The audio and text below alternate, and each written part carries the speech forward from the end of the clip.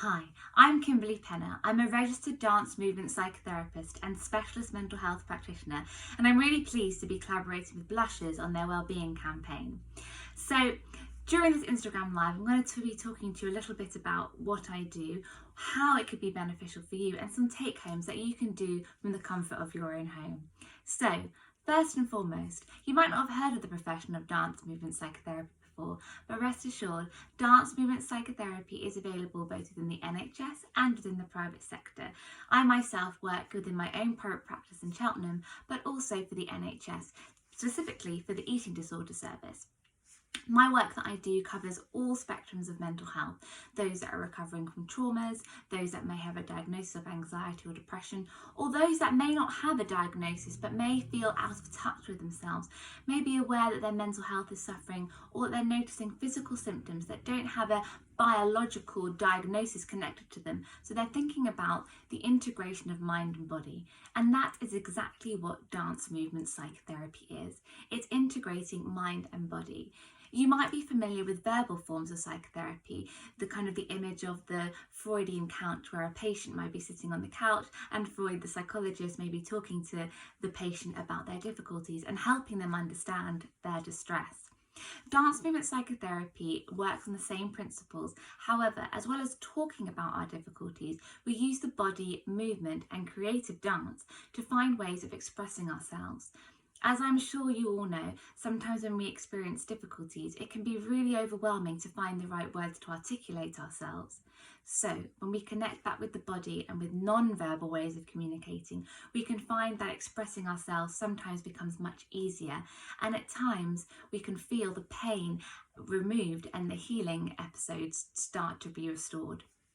So, I'd like to talk to you a little bit about the science behind dance movement psychotherapy.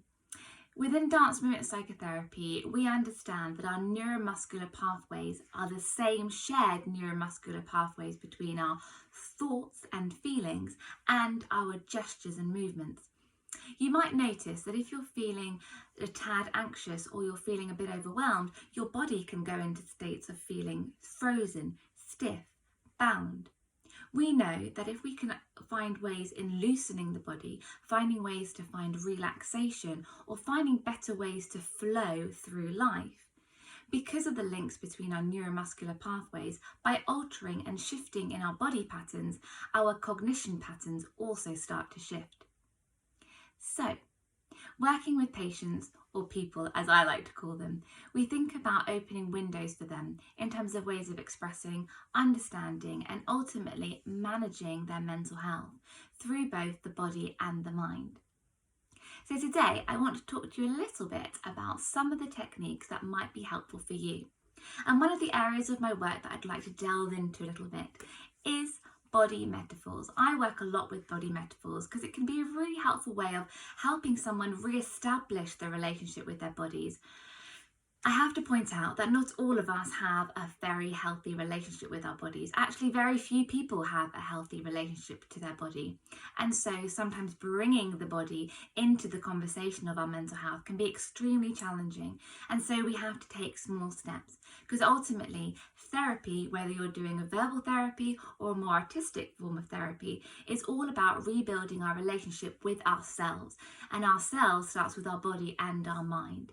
So if we were to think about body metaphors, it sometimes can be a little helping tool, a little stepping stone into rebuilding that relationship, starting to understand yourself from the body to the mind, and therefore the mind to the body, because the two are linked, and we have to stop compartmentalizing our mental health and our physical health. We know, and I'm sure you've experienced this, that sometimes dips in our mental health can have somatic physical sensations in our physical health, and vice versa. Sometimes a physical ailment can often trigger mental health episodes. So it's really important that we don't separate caring for our mental health or our physical health, but we join the two together. And so Body metaphors. So today I'd like to invite you into a little bit of an experiential. This is something that I might do with a client in my practice, or may not. Within my sessions are fully client-led. So what that means is a person coming to see me. I don't have a prescribed method of practice to put onto this person. It's about meeting that person where they are and helping them find ways to support themselves. So sometimes within what I call the check-in, which is that beginning session, that how are you, how are things going, we might start with a body metaphor to find a theme. And once we find a theme, we can use that as a focus for the session. It might be just a one-off theme, or it might be a theme that we look at over a period of weeks or even months, depending on what the issue is. So with body metaphors, I'm going to think about 2 to begin with, and then we might have time for 1 extra. So body metaphors. The first one I'd like us to think about is our shoulders. Often, especially in lockdown, we have been experiencing heightened tensions within our shoulders. This can be due to amounts of time on screen, being at home offices that may be not best practiced for our body's development in terms of holding these structures and these positions for long periods of time. So if you're feeling tense in your shoulders, your mind might automatically go to that physical reason why you might have tension in your shoulders. For example, like I mentioned, maybe your work posture isn't ideal, or maybe you've done too many of those Joe Wicks workouts. But what if I was to tell you that sometimes the feelings, the sensations in our bodies are also connected to the way that we are feeling emotionally and psychologically? So hear me out on this one. In terms of our shoulders, if we're feeling tense and bound within our shoulders, sometimes we can attribute this to tensions within our lives, things that we feel like we have been carrying for a long time. Our body is very wise, and unfortunately within our Western culture, we often dismiss this. But just look around other societies and other cultures. Often their bodies is the prime source of their information. Unfortunately, as we have begun to prioritise verbal language, we sometimes dismiss what our body's telling us. We sometimes think that it's not as wise as our cognitions. But let me tell you, your body is wise, and your body is trying to speak to you in terms to help you. You just have to look at an infant or a newborn in the way that they move their bodies to express and communicate to see that we have been given this very organic and primal way of understanding ourselves through movement through the body. And as we've grown up and as we've developed, we've somehow managed to dismiss it as if it was something that we should fear. I'm here to tell you that some of the things your body's experiencing is connected to your psychological health. So let's go back to that tension. Maybe it is to do with that workout. Maybe it is to do with the way that you hold your body at the computer. But maybe it's to do with something that you've been holding for too long in terms of your psychology. Maybe it's to do with the areas of your life that you feel stressed by. Stress has an amazing way, I say amazing, it's not so fun, but it has a very acute way of storing itself in the body. Sometimes it's unconsciously stored in our body, and sometimes we consciously store it in our body. Sometimes it's too painful to look at the things that stress us out. Sometimes it's too painful to look at the traumas, and so we bury them deep within our bodies until we start to get that ache, that pain, that no doctor can really tell us what the source of it is. But deep down we know that pain, that niggle, that pain in our shoulder often can be connected to the way that we're feeling about a certain situation or experience in our life. And so it's helpful to acknowledge what that might be, because once we acknowledge it, we can begin to process it. You may be able to process this in your own accord, and that's fine. Or you may need a professional to help you process. That may be a talking psychotherapist, or it may be a more body-based practitioner, like myself, a dance movement psychotherapist, or another creative arts psychotherapist who may be able to help you unlock some of what you bury deep within. Another really, really powerful way that the body communicates is through the gut.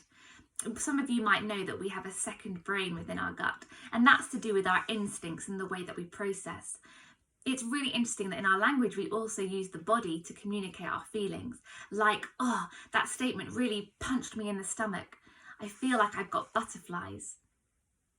When we think about those statements, the way that our words connect our feelings to our bodies, it goes to show you that our bodies really are communicating to us, and our language has developed in a way that proves it.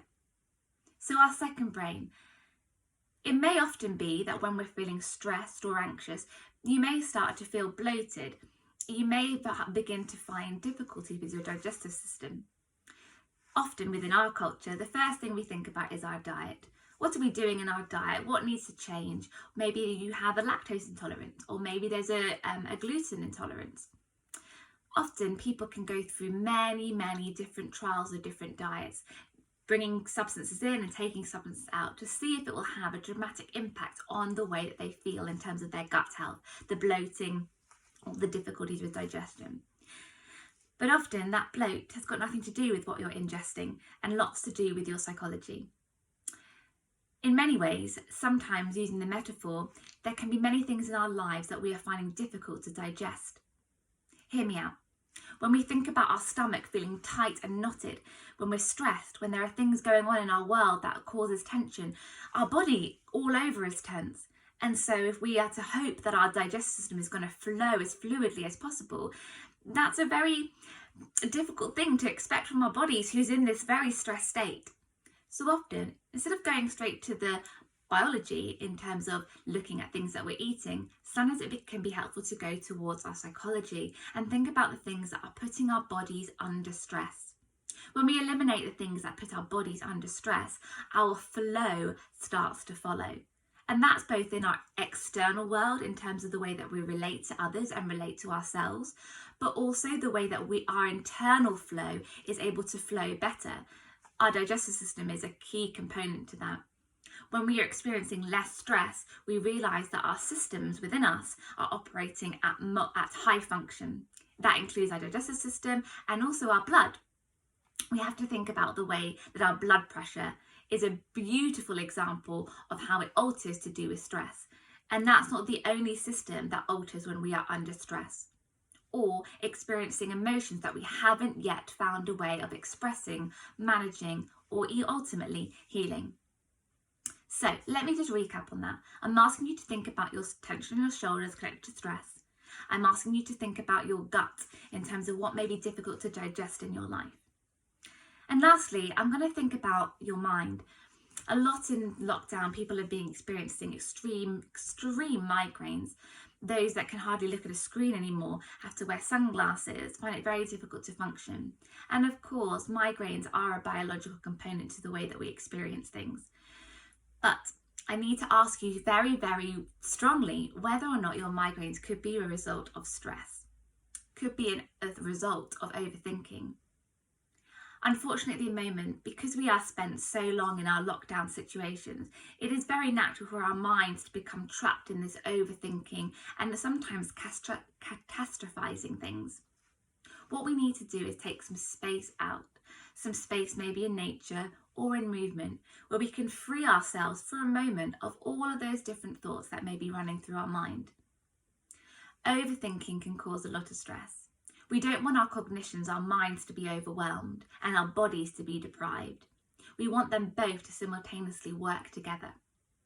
And so let's think about some techniques that could support having that space to breathe, to exhale from all of the different stresses that may be impacting our bodies. These may be current stresses, or they may be stresses that have impacted you in the past that are yet unresolved. But rest assured, whatever you've been going through, whatever you've gone through, or that you worry is to come, is manageable. It's manageable if we acknowledge it. It's manageable if we are kind to ourselves in the process of healing. And it's manageable if we seek support and don't feel shame to seek support. Like I said, I'm really privileged to be joining Blushes on this wellbeing campaign to speak openly and honestly about the stresses that we're all under. We have to move away from the stigma that mental health is something that needs to be hidden. We also have to move away from the idea that mental health has to be treated separately to the body. We are a whole person, mind, body, and of course spirit. And so we have to look after the whole of ourselves and not just different components. And so when I often introduce myself as a dance movement psychotherapist, most people say, "Oh, dancing, that's not for me." And they quickly run to the other side of the room. However, I'd like you to invite you today to think about dance separately to how you might imagine dance. What if I was to tell you that dance has got nothing to do with aesthetic? That dance has got nothing to do with performance? That dance is just movement put together in a sequence to express something. It doesn't even have to look good. In my sessions, there is no right or wrong way of moving. This is moving to feel, to communicate, to express, and not to impress. Our bodies are so vital for our health and well-being. And I don't mean in terms of the aesthetic of the abs or the toned body that people may seek in terms of the physicality of exercise. I'm talking about a body that's able to move through life. Not move through life in a smooth way. Life is not like that, as we know. We know that there are the ups and downs of life. But what I'm asking today is to support you to build a relationship with your body so that when those obstacles do come, or those waves of overwhelm come in our lives, we have the tools to manage. And our tool is ourself, if we acknowledge that we are part of the solution, not just the problem. So today, what I'd like to invite you to do, and we're not going to do it live. This isn't something that I want to put people on the spotlight for. But what I'd like to invite you to do is think about dance as expression. Find some time in your day, in your house, outdoors. Maybe put some music on, maybe don't. Maybe go outside and move to the sound of the trees, the birds as we're coming into spring. Move because you feel like you want to, not because you have to. Move in a way that feels good to you, not that you feel like others are going to be impressed by. Move because you want to communicate some of what may be suppressed within you. Move because you want to find freedom. Move because you are living. Move because movement generates joy. We all know that endorphins are produced when we move. How cathartic it would be if we're in a place that feels low and overwhelming and relentless, that we can turn towards our bodies to move in a way that makes us feel, for a second maybe, just a little bit better. Movement is so powerful. We just have to look to other cultures who celebrate through movement. They mourn through movement. Every part of their lives is expressed through movement. This is something that we can take on, that we can find within ourselves and no longer dismiss that movement is a part of our life. And we need to rebuild our relationship with our body. And so today, find that piece of music that brings about a memory, a positive memory. Or maybe a piece of music that you know when you put on, you just can't resist moving to that beat. And like I said, try to move away from the idea of dance and just move. They often say, move like nobody is watching.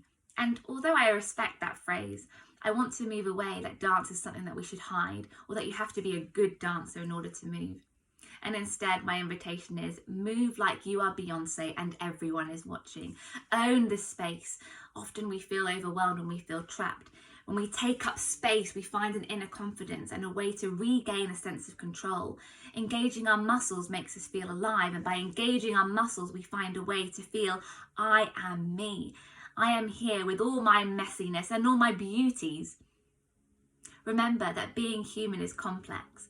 And being human means that we sometimes have to look at our vulnerabilities as well as our strengths. And through movement, we can find ways of doing this in a very calm and kind way. Like I said, it can be really difficult to communicate our distress through words. And so it's really important that we find other ways to communicate, because communication is key. Communication allows us to feel heard, validated, and connected. And especially at this time when we feel very isolated, it's really important that we find ways of being heard. And it's really important that we find ways of healing where maybe access to professionals is limited. And so my invitation is for you to move.